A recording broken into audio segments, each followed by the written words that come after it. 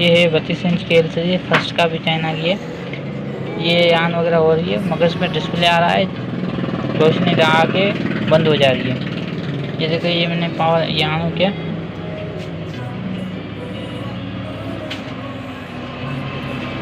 बस ये फाल्ट आ रहा है।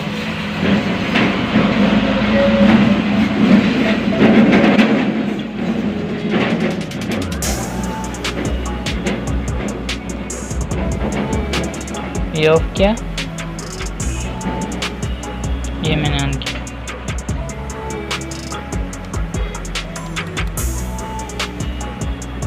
सैमसंग लिखा आता है और बंद हो जाती है। इसका खोल के इसको देखते हैं इसमें क्या मसला है, सारा रिपेयर करके आपको दिखाऊंगा, बताऊंगा, सिखाऊंगा। ये इसका बोर्ड है LCD का, मैंने इसको खोल लिए।